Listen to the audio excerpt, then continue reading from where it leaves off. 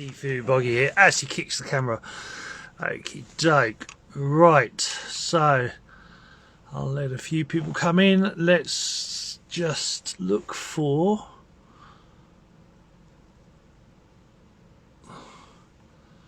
let's send okay, so request for Johnny Bloom. Let's see who else is here. So hello Grateful, Mindful Misfit, hello, how you doing? Oh, still trying to get used to doing this on the camera. So anyway, let's get going. So hello, my name is Sifu Boggie. I've done it already, but let's do it again. Sifu means guide, means somebody who points you along the way, who guides you on your path. Boggie means the balancer between the chaos and the calmness. And for the last 38 years, I have been studying the Taoist arts. The Tao means the way, the path, the balance. And that includes many different techniques like Tic-Ta, Tweenar, Chinese massage, reflexology, Qigong, Tai Chi, many other techniques. And those techniques, it's a bit like being a Jedi. Those techniques have different paths. And one of those paths, I'm trained up as a barefoot doctor. I'm trained up as a dragon dog shaman. I'm also trained up as a Taoist alchemist, as well as a few other things. And we are lucky to have a guest for tonight as well. Hopefully that should be activating. We have joining us the awesome, the fantastic, the wonderful Mr. Johnny Bloom. Hello, sir. How are you doing? I'm great. How are you? I am good. I am good. So, yeah. So, what are you up to this weekend? What's happening in your world?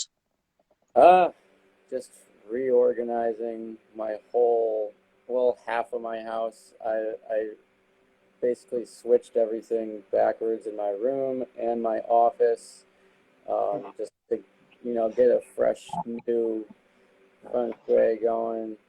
I had it. It kind of felt like restricted before because I set it up for my directions. My north direction is for work and clear thinking, but it also kind of felt constricting because if I turn to the left or right and face north, northeast, or northwest, those directions aren't good for me. So plus my back door was being blocked with my desk, and then I just switched it, and I realized I had more space because my south is for relationships and love, and southeast is for like wealth and success. So I had more room to turn and not feel very constricted with my directions as well. Plus I've been feeling like I've had less love in my life, and I'd rather have love and success right next to each other, while I'm working. Switch it up a little bit. Right, I was just first checking my sound. Can you still hear me okay? Because I've actually got a speaker on so I can hear you a bit more clearly. But has that affected, is mine now changed? Is mine a bit? It's a little lower. Right, okay. A lot lower, as in struggling to hear me, or? Testing, 1, 2, 3. Testing. Yeah, that's a lot. I can't quite hear you as well as I did before. Right, it should be back to normal now. Testing, 1, 2, 3. Is that better? Yeah.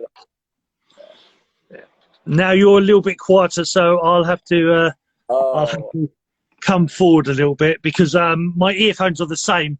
But we'll survive. We'll survive indeed. So, okay. Well, very, very quickly, I just wanted to say, let's see who else is here. Monsul, hello, how you doing? K110, I know who that is. That's a very important guy. Hello, sir, how are you doing? Ria, that's one of my number twos. That's my Chi Talk. She helps me. She's a Qigong and virtual assistant of mine. Very cool lady. And yes, so anyway, so what you were talking about, feng shui. Feng shui is a big Taoist thing. I often say this to people that in China, especially in China, businesses, like people think, oh, feng shui, oh, I'm not sure I believe in that. Businesses in China do not lay a brick on the ground for new building without a feng shui practitioner, or feng shui, some people say, feng shui practitioner, checking the ground out first. They check the ground first. Then, and as it's built, they'll actually design it in a certain way. And the Hong Kong Bank, when they created their building, their main building, they actually created it in a way that the negativity was pointing towards their opposition. That off in the distance, you could see. It really is that serious. You know, yeah. Is that any, you know, in the East, energy work is tangible, is 100% tangible. It's absolutely real, and it's as real as words. You know, yeah. or physical stuff. It's as real as that, and they take it seriously, deadly seriously. And it's interesting. Like, you go into ancient cultures, like, you know, some of the shamans or the voodoo tribes. They're the same, you know, in the same thing. You know, it's like, I'm going to put a curse on you. People take it seriously. And quantum physics and epigenetics, which is almost like quantum physics of medical case studies, all know that what you believe affects reality. What you know, science, quantum physics itself, right at the beginning, said that the observer affects the experiment. So whether you believe in this or whether you don't believe in it, you're right. Yeah. You're true, and that's what's so crazy about this reality. This is why you even have the Matrix. Your reality is measured by your perception. I forget, I had it written down, but yeah, your reality is measured by your perception. So whatever you're perceiving, you know, that is basically your reality and your frequency. And it's actually in my practice too. There's, you know, there's negative intentions, and there's independent negative thoughts, and negative intentions are basically, you feel hate for somebody and you put it out there, and it becomes a real thing. And if people latch onto it and it becomes more powerful, yeah, it's going to manifest and become something that can actually latch onto you and become one of your characteristics, you know. Yeah. And that's something that I clear in my past lives, a couple. And then the independent negative thought ones, those are like the tooth fairy or Santa. It's just a huge idea that everybody knows that it's true, no matter what, you know. And it has become such a part of your reality that it lives as its own thing, and it can be negative, you know. Even when I was in a car when I was younger, now that I think about it, with one of my friends, this kid ripped us off or something, or did something to us, and we were both driving in our car, and we just started screaming the F word and saying his name, F this guy. 2 days later, he lost his job. You know, we were like, what? Did we do that? Well, again, it's stuff that I've hinted about or talked about over the years. And start building up, because it's been, I used to get a lot of, oh, you know, that's rubbish, and now it's not. Because, like I say, the wonderful thing about this time that we live in is that science is matching ancient knowledge. Science is proving ancient knowledge. You've got quantum physics saying that the observer affects the experiment. You've got epigenetics with the placebo and nocebo, which is saying if you positively believe in something or negatively believe something, you can make it happen. You've got different scientists that have created machines that can see the meridians, that see the chakras, that see the auras. The latest has seen the Torah field that's in the heart. They called it the biomagnetic electric field. It's basically the Torah, the flower of life. It's the Torah field. Within the universe, they're actually seeing the fabric. They're seeing triangles and squares. They're seeing the macabre. There's even NASA scientists that have actually said, you take a macabre, which is the pyramid pointing up and the pyramid pointing down. Metatron's cube is that part of that, the Merkaba. You put that in the north and south poles of a planet, and you'll find where the points are, there are anomalies on that planet. On our planet, one of the anomalies is the Bermuda Triangle. It's at one of the points where a Merkaba, six-pointed star, would be. You know, the points are there. So science is actually matching this information, the ancient knowledge that we talk about. In FT 100 and 500 index businesses, they have been using manifestation for decades. My teachers weren't the only ones. My teachers were teachers that supplied empaths, psychics, remote viewers to do different things, but also trained them with the Qigong. They trained them how to make them last forever, to supercharge them, because those energies is a bit, they need fuel, and it takes fuel. Yeah, but there was one thing I always refer back to when I first started reading about manifestation and the secret books. The scientists, relating to your scientists things, they actually hooked up an athlete for the Olympics and hooked him up to a machine and had him run a race and measure his muscle movements. And then he thought about the race, and they just recorded his muscle movements. Then he actually ran a race. Every single muscle fired at the exact same time in the test. Well, the whole there's a psychology with that. In psychology, because I studied that as well, in psychology is that the mind can't tell the difference between what you imagine and what is actually physically happening. Is that your mind actually sees both things as real. This is where, and in NLP, neuro-linguistic programming, another thing I studied, funny enough, it's very much that the words you use, the feelings you feel, the actions you do, all interconnect and all affect. You know, whether you're imagining, whether you're doing it, your mind sees it the same thing. And in ancient knowledge, they said manifestation is believe it's there, already there, and you will create it. The universe will have to give it to you, because it will give you what you believe is true. Yeah. And what happens is people are focusing so much on negativity. That's what they're getting. They're getting the negative results. They're getting, because it's the wordings. You have to be careful of how you say things to yourself and to the universe, because you say, I wish I had more of this. The universe will give you more opportunities to wish for it, to keep wishing it, rather than actually giving it to you. So how you talk to yourself in NLP and psychology, and how you talk to the universe, is very important.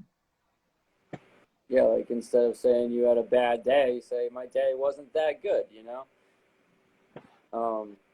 one of the original stories that goes back to the start of the Secret also, which I rant on a lot, is the original story of Aladdin. A lot of people don't actually know that Aladdin represents the universe, and there's no 3 wishes. There's just infinite wishes. You get as much as you want. It's infinite, it's abundant. You believe in it, you align in it, and that's what I help people do too. I tell them where their soul came from, what their energy center is, and they align to that, and you connect to so much more abundance, and you clear the karmic negative patterns that have been holding you back for lifetimes, from simple little things that happen in your life that attach to you and other people that attach to you. That's why kind of life feels like a broken record sometimes, and it's just really amazing. I got a measurement of what I'm doing right now that would normally, the average would say like 7 months, and then, you know, the actions that I'm taking aligned at like what I'm trying to accomplish will actually happen in the next 2.5 months, because, you know, I know who I am, where I came from, and how to connect to that vital force energy. It's just great. And people, I identified my teacher, she's been giving me a free clearing the other day while I got my abundance session, and found out that information. And she identified the people, I identified the people, I knew exactly who's holding me back and what actions I need to stay in line with where I'm going. And I thank you for this space too, to practice talking. That's what I'm doing. Tomorrow morning, I'm going to do my public speaking one-on-one with this guy I made a video for earlier this year, because he hasn't been able to provide me with much payment, but I was looking forward to actually doing those programs. And now is a perfect time to do that before I go on to my level 2 training and get like present life clearings, relationship clearings, and soul guide profile readings. It's, yeah, and I'll be ready to go. Like, I'm doing what I need to do, you know? Yeah, well, there's an important thing I learned a long time ago, that in Taoism, in the Shaolin, in the samurai, one of their main philosophies is everything you learn enhances everything else you do. There is no, oh, you know, oh, you can only learn so much. Or we've been we've been sort of like tricked into thinking, oh, you get up to a certain age and you've got to stop going to school, you've got to stop learning. But you know, in the ancient knowledge, is that everything you learn, you're always growing, you're always enhancing. Again, FT 500, 100 index businesses believe you always got to be growing, expanding your knowledge and your wisdom and your understanding. And I just wanted to say, like, with the whole thing of like, you know, yeah, you know, you are correct. I believe, like you do, about the universe is constantly listening to you. It's, you know, when we think, oh, God or universe, whatever you want to call it, oh, why aren't you listening? It's listening all the time. But if you keep changing your mind, or you're swimming around, going round and round in circles, it will go, well, you know, pick something, make up your mind, or it'll give you everything all at once.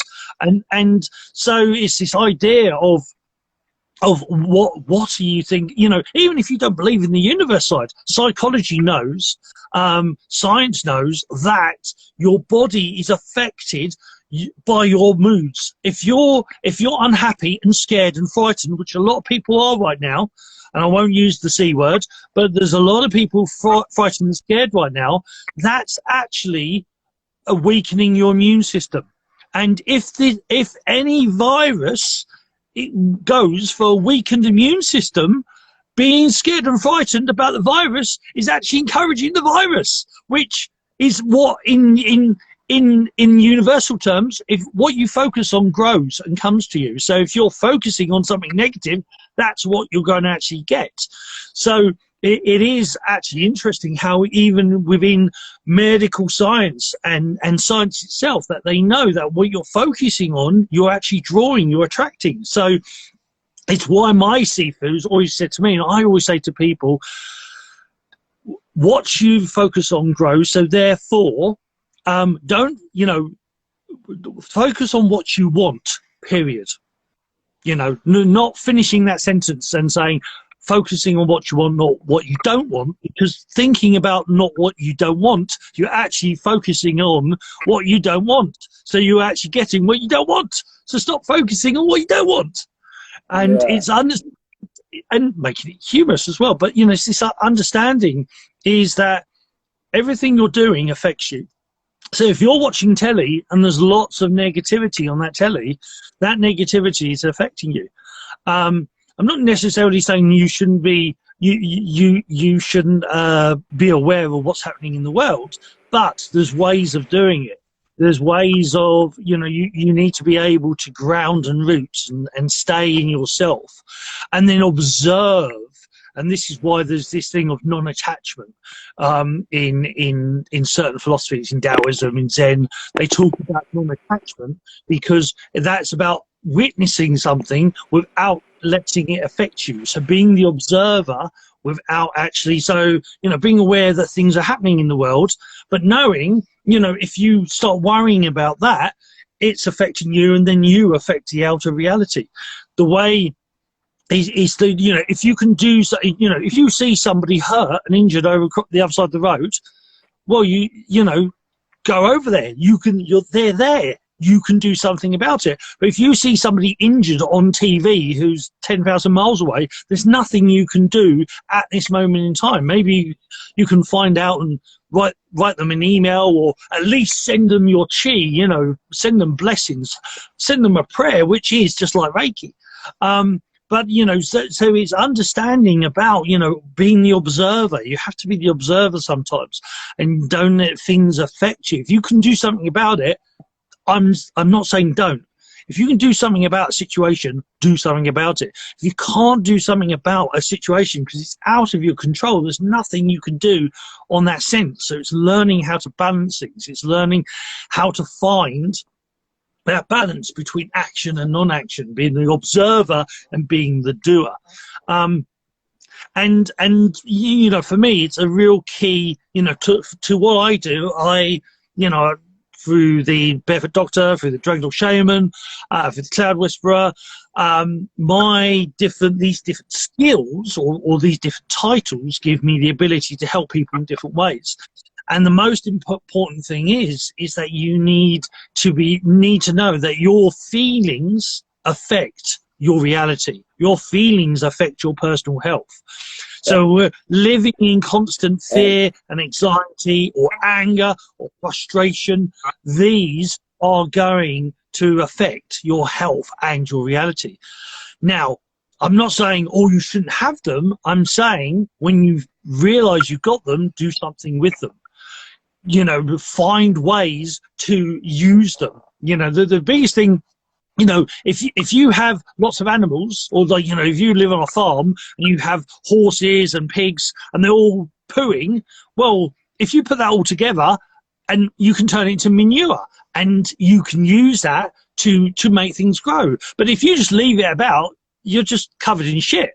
So the idea is when things happen, you know, turn that shit into manure.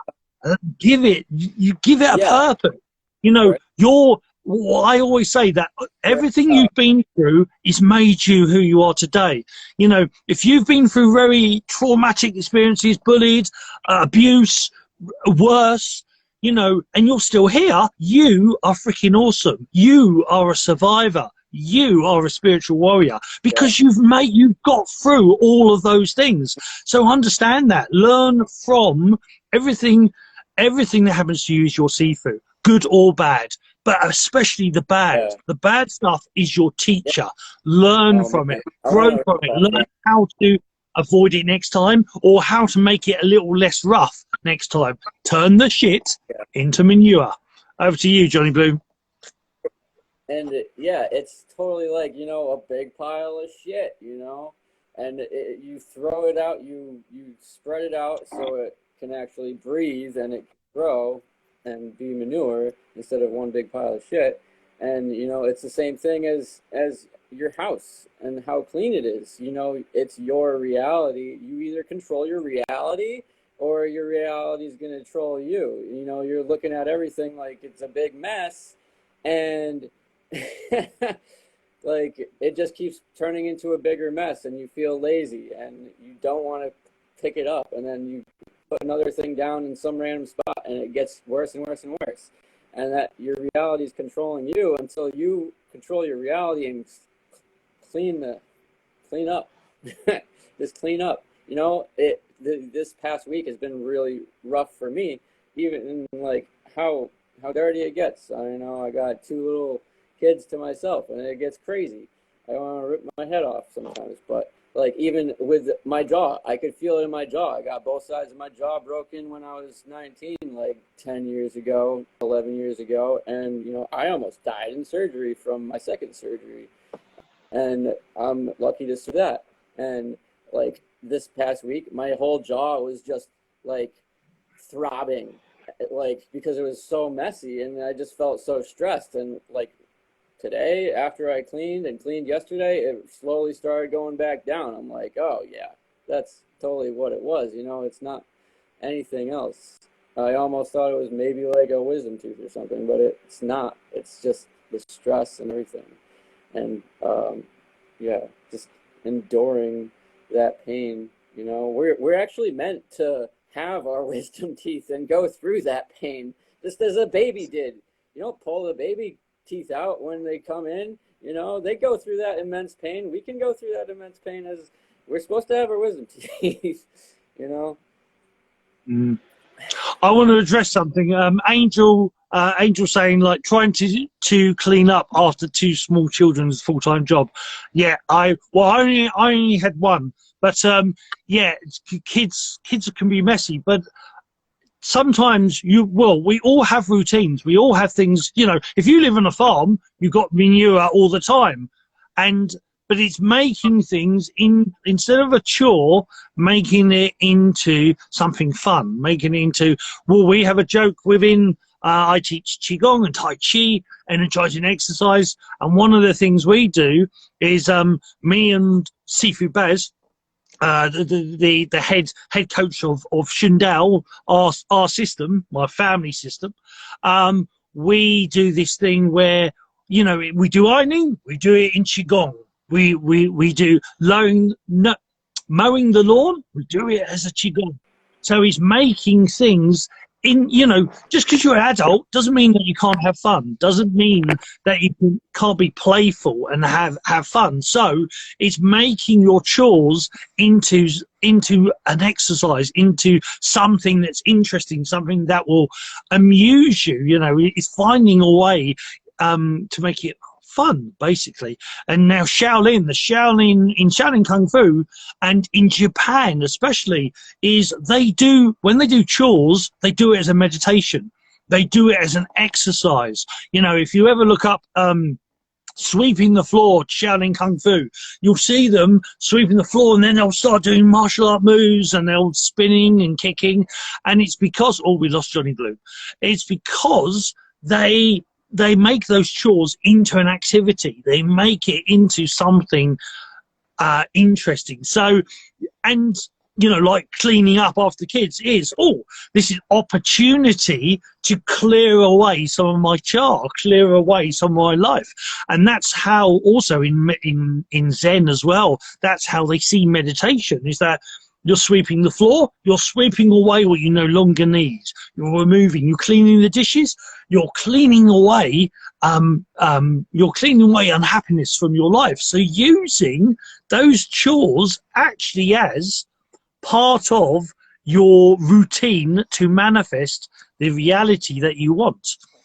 So, and you know, like that, and that's like a very Taoist thing as well, is to actually use your daily activities as a reason to clear some of your char that you no longer need. Just like Johnny Bloom said, is like, you know, if your room's untidy, you can feel that in your reality. By tidying it up, you can change your reality. So literally using your chores as a manifesting tool. You know, and but hey, what do I know? Back to you, Johnny. Oh, can you hear me, Johnny? No, maybe not. Okay, so Third Eye Guide said, when you are in a negative, when you're in a negative thoughts.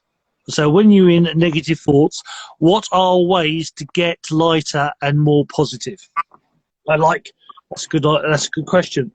Right, so there's a couple being Taoist, there's lots of different techniques and ways, but so negative thoughts builds up into the brain, and especially the forebrain. Now, in Taoist philosophy, the forebrain is actually monkey mind, the ego.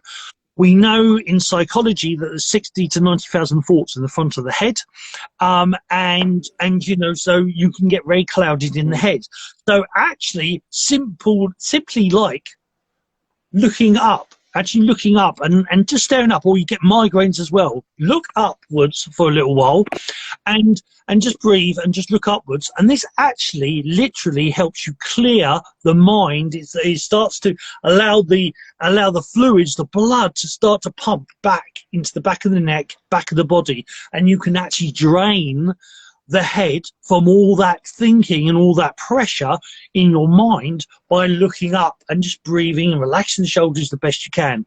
Other techniques is with your fingers. I think I did this as a post. Push, release, push, release, push, release, push, release, push, release, all the way over the top of the head, the sides of the head, like this. Push, let go, push, let go, push, let go, push, let go.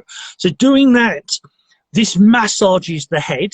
Now this helps with this helps with migraines, headaches. This helps with stress and anxiety. It can also help with improving blood circulation and pain, chronic pain. And just so press, release, press, release, press, release, just massaging your own head. Now anybody who goes to a salon or even a masseuse, a lot of people like their head being massaged, because you're relieving, there's all these pressure points all over the head, and you're relieving the stress and pressure in the head, increasing the fluids, the blood. Now another way, very quickly, is to what's called belly breathing in Taoism, and it's placing your hands onto your belly button, breathing in and letting the belly fill, like you're filling up with food. So breathing in, let the belly fill, and then when you breathe out, gently pull the belly in. So you can help the hands as well, just use the hands as a guide. But as you breathe out, gently pull the belly in, and as you breathe in, let the belly go out. This is called belly breathing, and what happens is pulling the diaphragm fully down, fully opening up the diaphragm, allowing you to get full amount of oxygen. And so it's actually helping blood circulation. It's helping you circulate the energy on the energetic side, circulate the energy through the body and into the lower dantian, which is in the belly button. So the belly button down here. It is why I'm gonna talk about him, and then it's finding him. It's why Buddha. So the Chinese Buddha, the happy Buddha. This is why he's got such a big belly, because he's full of qi. He's opening up his diaphragm. He's opening up to get as much qi, physical vitality, as possible. There's also other points on Buddha indicating different things. But so for anxiety, stress, and those negative thoughts, look up. Try looking up for a couple of minutes. Drain the brain. Do that massage. Help the circulation. Rubbing the belly. And then just breathing in, let the belly expand. Breathe out, let the belly go in. The other thing of negativity, worry and stress, a philosophy, one of the Taoist sayings is, why worry, or why be angry? Why be stressed? So why worry? If you're worrying about the past, it's in the past. There's nothing you can do unless you've got a time machine. And if you have, come and pick me up. Why worry about the future? Because it hasn't happened yet. If you're worrying about something that there's nothing you can do, why worry? There's nothing you can do. If you're worrying about something that you can do something about, don't worry about it. Do what you've got to do. Worry leads to tension in the body. Worry leads to stress in the body. Stress leads to tension. Tension eventually leads to illness. Illness eventually leads to death. So why worry? It will kill you. So it's one of my, I learned that when I was like 12 years old, and I've always loved that saying. And that's like the philosophical side of it, is knowing that, these different things, that worry leads to all these things. Worrying is like trying to adjust your mirror when you're in a car and you're heading for a wall. You don't want to adjust your mirror, you want to put on the brakes. So action is what changes. The worry is you think, all these situations. Action is what changes it. So don't worry about something. Do what you can do. But if you can't do something, then let go. Now, my Sifus, very quickly, one more on this. My Sifus did this thing where, to prove about worry, how fruitless worry is, they threw me into a river. And when you get thrown into a river, if you're struggling and you know, desperately trying to swim to the side, you'll use up a lot of energy and you'll tire yourself out and you'll really struggle to get to that side of the bank. But if you actually relax, expand yourself out, relax, head up, and keep your head above water, keep breathing, eventually the river will actually push you, will think you're a large piece of wood and driftwood, and it'll push you to the side. And their metaphor was that from this, that, you know, when you're struggling to sort things out, when you're desperately trying to overthink things, you just keep struggling. You'll just keep, you know, you'll get more and more stressed, and it will hurt you more and more. But if you can relax and go with the flow and just let things be and go, okay, well, all right, let's come back to this. Something will pop up, or you'll be guided to a situation. So, you know, that's the Taoist approach. That's the Sifu Boggie approach to, you know, negative thoughts and worry and stress. Right, let's see Johnny Bloom. Let's see if we can get him back on.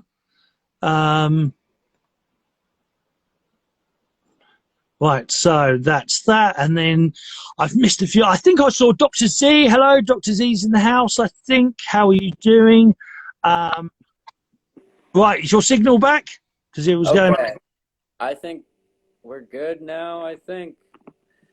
Yeah, I did a hard reset on my phone. Ah, cool. All right. Awesome.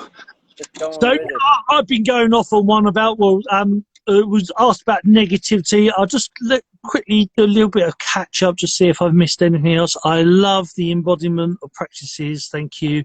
Third Eye Guide, you're welcome. Taoism is this interesting one.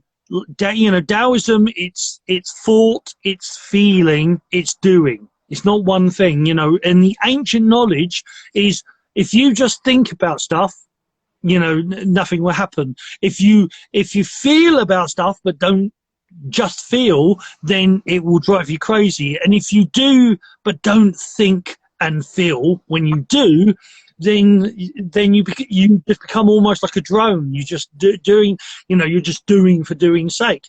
It's feeling and doing and thinking. So they see a little bit different. They see thoughts as Shen, spirit. They see emotions as emotions and feeling as Jing, and they see action as the Qi. So doing is Qi, feeling is the emotion, and then thinking as well. Now, on a negative side, phobia is when you think you have 90,000 thoughts and somebody, hopefully this won't trigger people, but you think of the word spider. And for some people, you just say the word spider and straight away they're alert. Where? They start, their heart starts racing. And that's because that thought has activated a feeling, and then that feeling creates an action. Now, this is the negative side to it, but in manifestation, you want to create the positive version of that. So you want to manifest something, you want to think about it, you want to feel good about it, which then leads you to action. Because the biggest thing with manifestation, a lot of people think, oh, I just want to sit here and manifest stuff. You have to live in, see it as you already got it, and feel happy and good. You know, having a new car, how is that going to make you feel? What's the feeling about that? You know what, and from that feeling, what's the doing? How is that going to change your life? And then you'll start doing things towards that. And it's this understanding, Taoism, everything's thought, feeling, and doing. So everything is mind, body, and spirit, is how I normally say it, but it's thought, feeling, doing.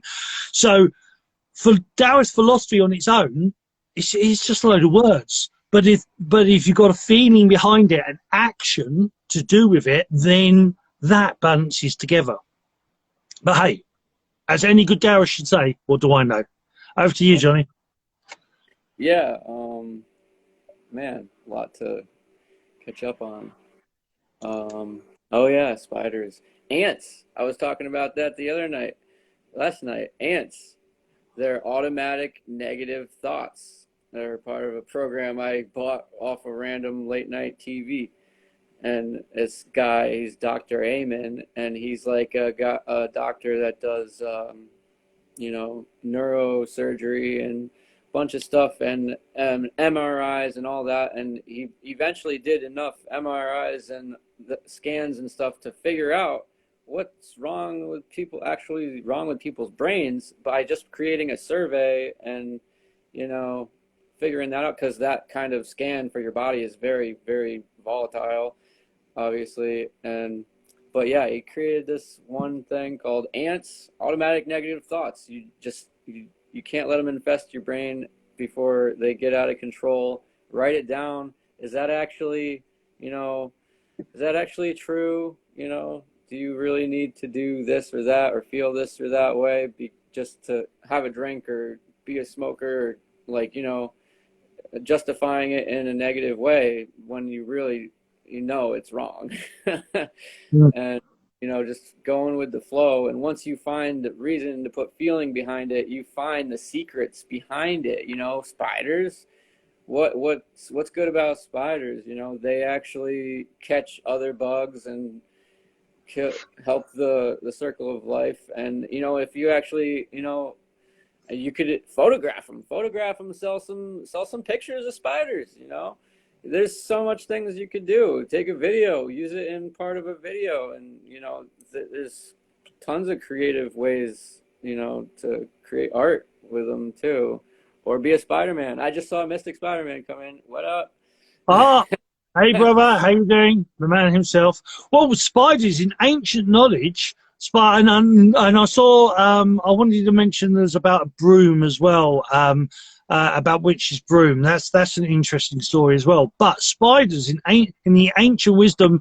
So like dream interpretation. What most people don't realise, that dream interpretation is also reality interpretation.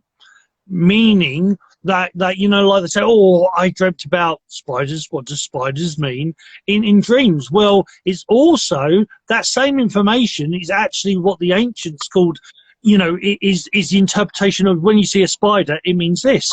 So one of the things with spiders is the web of connectivity, is that their webs spread out, and they have the ability to sense everything that touches their web. So it's that connecting, it's that, you know, reaching out to the universe, connecting.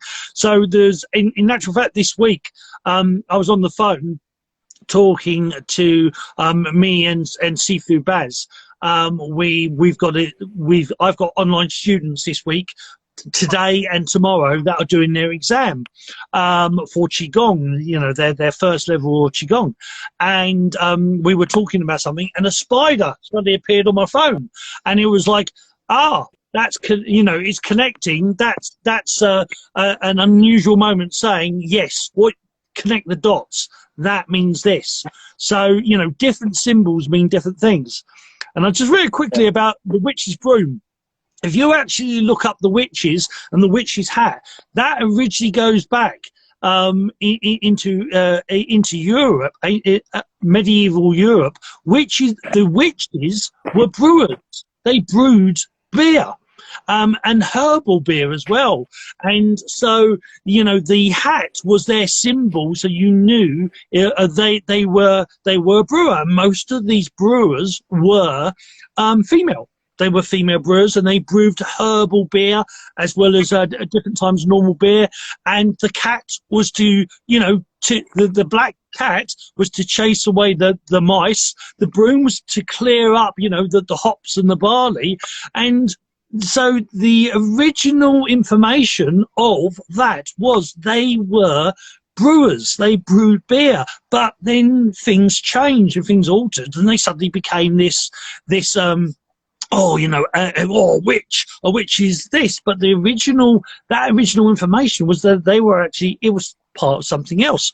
But the hat, the coned hat as well, a cone shape is said to actually draw information into the brain, which is why, like with Harry Potter, the sorting hat was actually a very close definition of what that hat is said to. The cone shape is actually said to draw energy straight into the crown and draw information in. It's like sitting in the pyramid. If you ever actually sat in a wired pyramid, or copper, like a copper pyramid, energy, you feel energy raining down on you. You can start to feel energy drawing in, and these techniques, you know, the hat, you know, there was certain versions of that hat and the pyramids that have been all over the East, like, well, all over the world, but and in the East, like in China, you know, like the thing of pyramids.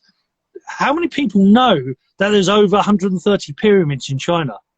Just that's China, and there are pyramids all over the world. They've not necessarily talked about or said, oh, that's just a mountain, but there's pyramids all over the world. There's actually a pyramid in Tibet that you can only get to for 1 month every year, that the weather is too treacherous the rest of the year, but for 1 month every year there's a pyramid in Tibet that you can actually get to. There's stuff like that. There's loads of information and bits all around to learn and to know. Yeah. Okay, right, back to you, Mr. Bloom, while I have a quick look at what people said.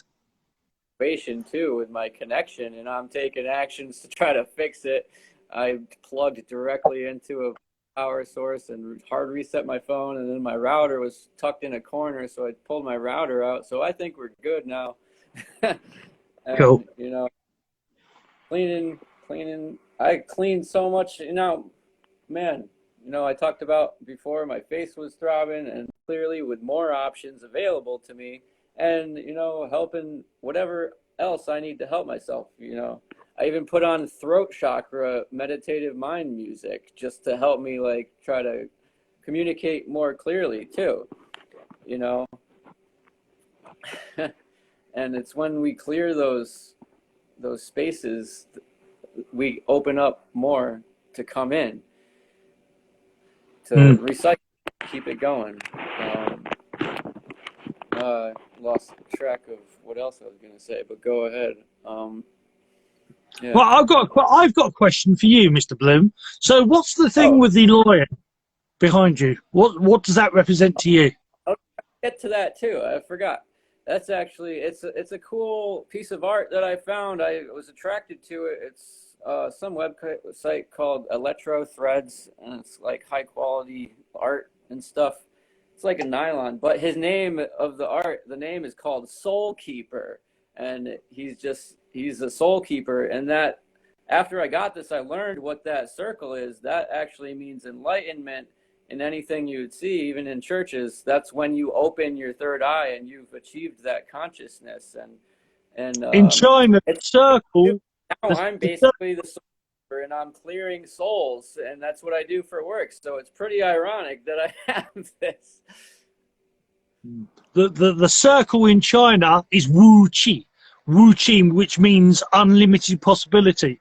It's why in Japan you see a lot of circles. They do, you know, there's lots of artwork of the circle. Drawing a circle in calligraphy is a big, powerful thing. And yeah, you're right. You know, it is. You see a lot of in churches in Christianity. You see a lot of circles. There's lots of symbologies in the ancient churches. Not just that, but you'll see the aura. You actually can see sometimes the actual halo idea. The halo is a chakra. It's the eighth chakra that's coming down. That works, the eighth one. Yep. My client, I just cleared today. Finally got to clear this person, and literally like six out of 8 chakras out of whack.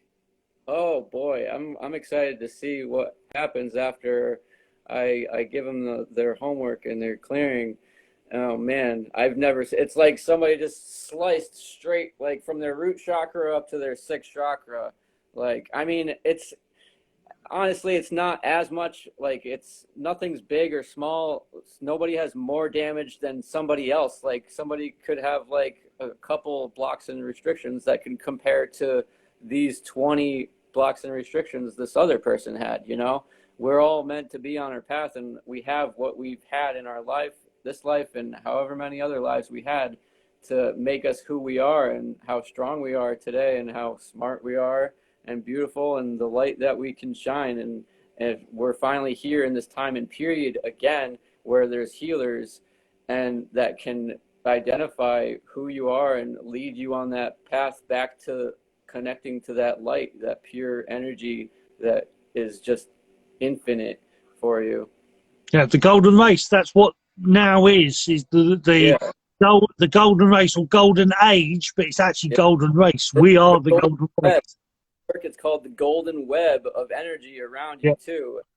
Have a golden cord. And the lion is very interesting because the lion is the lion being, there is said to be an actual being, the Lyra energy of the lion energy, and it is, I've forgotten his name. What is his name? He's on near Washington State. There is E-SETI. I think it's E-SETI. I always get E and C-SETI mixed up. I think it's E-SETI. The Mount Adams, I think Mount Adams, the guy there, I've forgotten his name, but he's been visited. I mean, his place is at the epicenter, real powerful, that mountain, lots of UFOs go through that mountain, but they've had Mother Mary turn up, they've had Kuan Yin, they've got the Yeti there, lots of things happen. It's not just UFOs, but the UFOs and spiritual stuff is actually the same. It's more interconnected than people realize, but he's very much connected. He talks about the lion beings, and it's funny that for the last 2 weeks, was my rising sign too. Well, that's why I find it really super interesting, because I've had lion mentioned to me 4 times. I've had 2 readings. In the last couple of weeks, there's a friend of mine I go to every couple of years for a reading, and he 3 times he mentions lion in that reading, and I've been studying it. You know, there's this connection with the dragon dogs and the lions as well, because the dragon dogs were said to be beings that actually came from the Stargate, our sun. And came to Earth, and they brought information. They brought the sacred geometry, the flower of life. And in China, though, when Westerners saw these dragon dogs, as I call them, they call them lion dogs. And so the Fu dog, if you ever hear Fu dog or the lion dance in Chinese New Year celebrations, that's what they're calling the lion dog. But in China, for a lot of people, they were dragons because they've got dragon heads. They're the actual, when you look at it, it's not a lot. That's not a head of a lion. That looks more like a Chinese dragon head. And because they were said to be the dragon energy of heaven. And then the lion is the protector, or the dog, sorry, the dog is the protector of Earth. It's the guardian of Earth. So these dragon dogs are heavenly protectors. The dragon dog shaman are keepers of this heavenly knowledge, just like in Egypt, the Taoists in Egypt called the Jedi. They actually exist. That's where George Lucas got the name from. The Jedi means the pillar of light, and they are the keepers of the pillar of light. Well, George Lucas has lightsabers. Where's mine? Has lightsabers, and a lightsaber is a pillar of light. You know, so there's lots of metaphors in Star Wars, and that whole story, especially the new version that's coming out, and in the canons, that the grey code Jedi are Taoists, are actual Taoists, because we balance between the light and the dark. And where the Jedi were all about the light and the Sith were all about the dark, the Taoists balanced the two. And it's this balance. When you seek this balance, when you you know, you learn from your darkness, you learn, you know, you do the shadow work and you learn from the past. Instead of it ruining you, you can flow through it just like that river, you know. And it's this is where we're getting to, is that rather than this opposing opposites, which yin yang, that symbol is actually Tai Chi, but yin yang is half a black circle and half a white circle, and that means opposing opposites. And we've been in that reality very much. This is right, this is wrong, that's male, that's female, this is that. Those lines are blurring now because we're meant to find balance. You know, inside us, both of us, we have divine masculine, we have masculine and feminine qualities, energies. And, you know, you're meant to have them. And same with all women, all men are meant to have masculine and feminine qualities. You're not meant to be just one or just the other. You're meant to be the balance of the two. And balance is a very big thing for me. And its balance is not a straight line, it's like a wave. So, you know, the things that help me balance now are different to the things that helped me balance 2 years ago, 5 years ago, 10 years ago, 20 years ago, 30 years ago. And I can go the same the other way. Balance will change. And when my balance changes, I'll adapt to and do different things to enhance that balance. Over to you, Right. Johnny. Yeah, that's exactly what I finished doing today and yesterday, switching around my entire house to different directions because I was kind of, you know, getting stale and overused with my other directions with my feng shui in my house, and those other things felt left out of my energy. So now I'm working on those things because my cups are pretty full in those other skills and those qualities, you know. So now I got some other things to work on. And again, thank you for this space, you know, because now I feel like the universe is really speaking to me to give me more opportunities to practice talking about everything.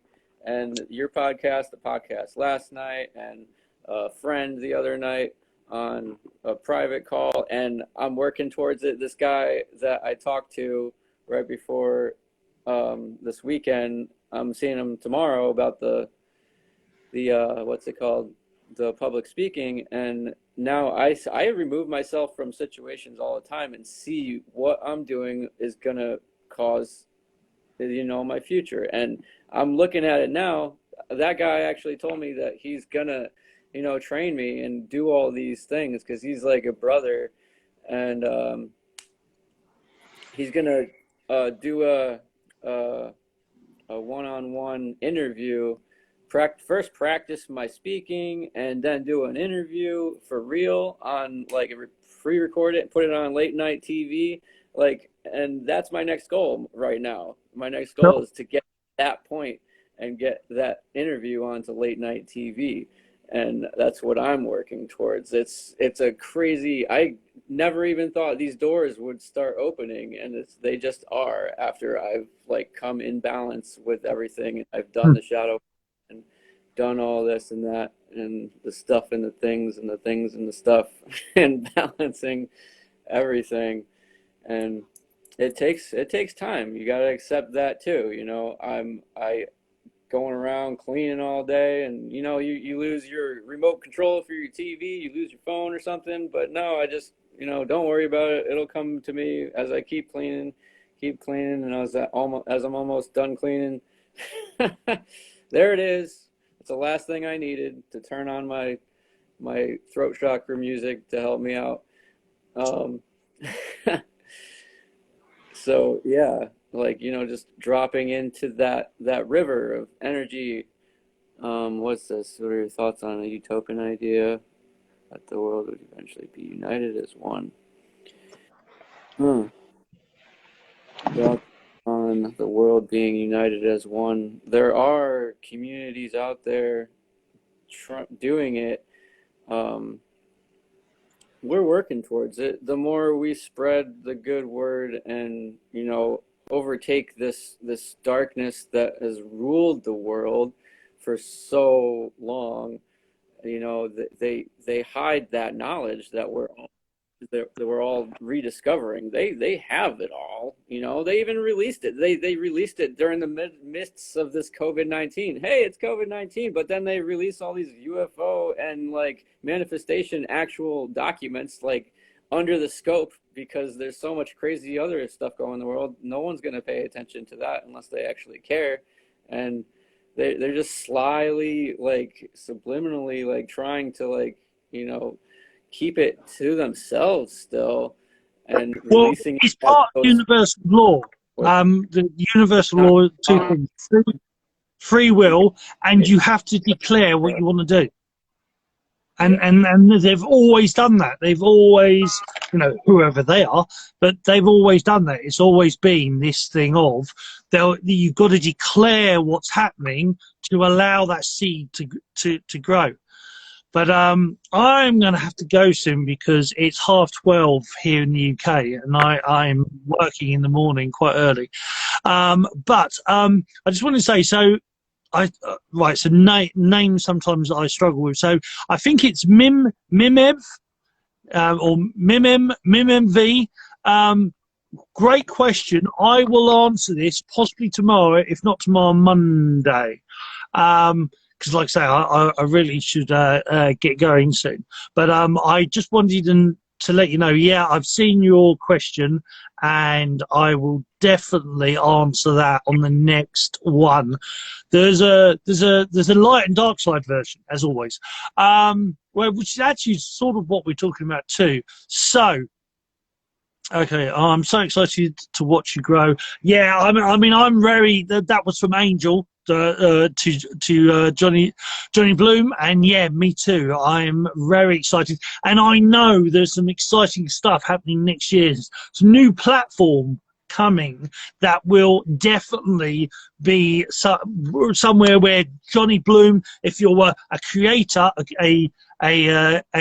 a creator of videos, a creator of consciousness, I know that this place will definitely, this new platform that's coming is definitely somewhere that you should look at. So I would suggest look up Vibeo app. That's all I'm going to say. VIBEO app. Look up Vibeo app. They're on Instagram at the moment. Look them up and just have a look. That's coming next year. But right, so guys, what I'm going to do, right, so Johnny, thank you so much. I think your signal's going in. I'm actually going to do a quick bit of Qigong here, and you guys are happy to join me if you want to. And then I'm going to bed. Musa, I think that's Musa. Hello, how you doing? What's up, fellas? What you chatting about? Rising Starseed, everything. We've been talking about everything. Well, I'm going to do a quick bit of Qigong over here, and you can happily join me, and then it's 12:30 here in the UK, then I've got to go to bed. I've got to get up at 5. So what I do, I just readjust the camera like so, maybe just there. So I'll teach you a little bit of Qigong. Okie doke. Right, so what we do, we'll turn that one off. That makes me a little bit dark, so very quickly, see, you know, this is where I need a cameraman. But I can adjust things a little bit myself. So, okay, so I'm going to stand. I like standing. So if you can stand, you can do this sort of seated, but if you're seated, you've got to have to watch that you don't hit things when you hit the arm of the chair. But if you can stand, just stand up, and you need as much space that you can do that. If you can put your hands around without knocking anything over, that's probably going to be around about enough space.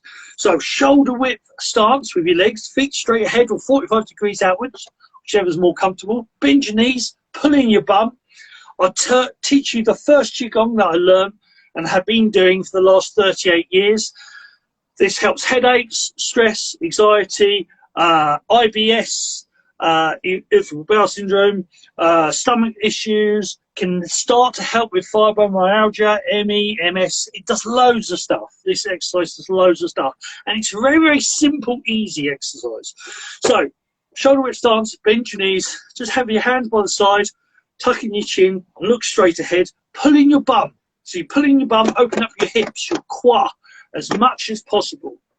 Then your belly button to your nose, you want to turn to the left and to the right, keeping your bum pulled in, turn to the left, turn to the right, and allow your arms to totally flop. You want to be totally relaxed, totally flopped, turning to the left and to the right. Very simple. As I actually got this as a full lesson. I've got this on YouTube under Sifu Boggie. I think about 10,000 people have done it now. So 10,000 views. Very simple exercise. But what it can do, the list is long. The list is long to what it does. It's a very old and a very powerful, well-known exercise in Qigong. So, because Qigong practitioners or doctors, barefoot doctors or Qigong doctors, they will, instead of giving you medicine, the Qigong doctor will give you a Qigong. So this exercise for migraines, stomach problems, lower back problems especially, but back problems in general, cold hands, stiffness in shoulders, neck, lots of problems. They would give you this exercise as one of the exercises they would teach. So doing this 5 minutes before you go to bed at night will improve your sleep. It will also improve your if you're into lucid dreaming, it will improve your dream recall as well as actually dreaming, remembering those dreams. It's just turning from side to side, keeping that bum pulled in as much as possible, all the time thinking bum pulled in. Now, as your arms flop out, they get further and further out, so be careful you don't knock things over. Over the years, I've knocked over vases, cups of tea, toys, lots of stuff, because your arms really go outwards, really stretch. But keep them relaxed. Don't force the arms. Allow the waist to turn, and allow the arms to just move. So let's do this for another 10,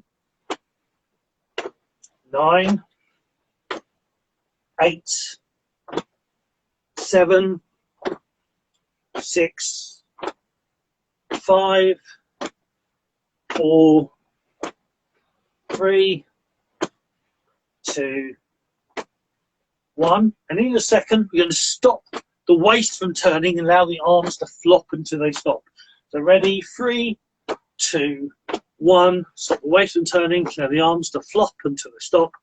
We're going to do a thing called a change, which simply means breathe in, draw your hands up in front of you, turn the palms outwards, breathe out and push down to the sides. Do that again, change.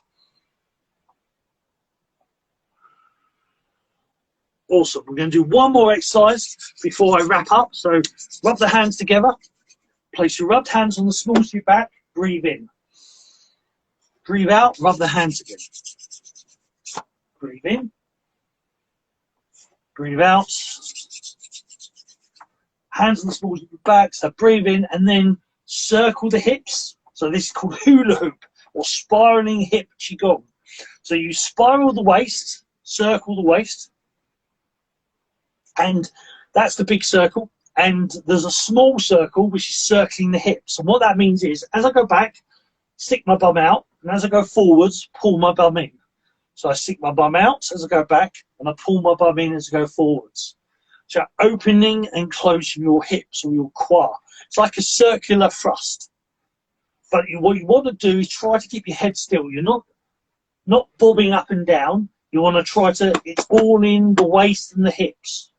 So 5, well actually do, so 5, 4, 3, 2, 1, and then just stop and then gently go the other way, same the other way. Now, for ladies especially, this is very good for the menstrual cycle. But also for everybody, it's good for lower back, it's good for knees, it strengthens knees, it strengthens ankles, it opens and closes the hips, so it strengthens the hips.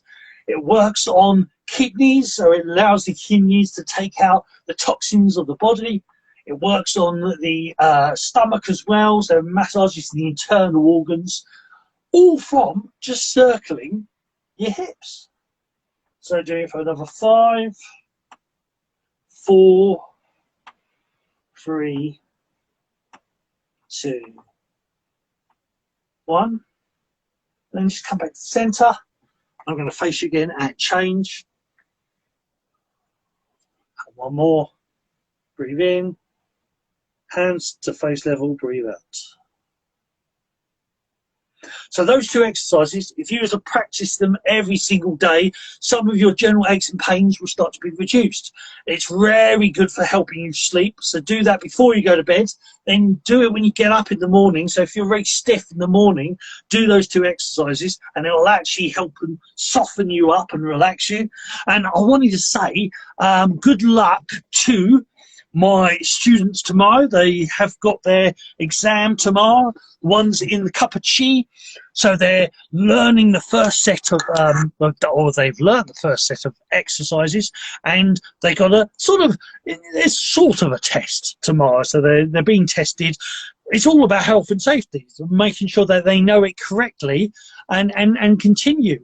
And then from there they can go on and eventually they can become Sifus themselves. But they have their first Chi level 1 test tomorrow, or their first test tomorrow, which is Chi level 1.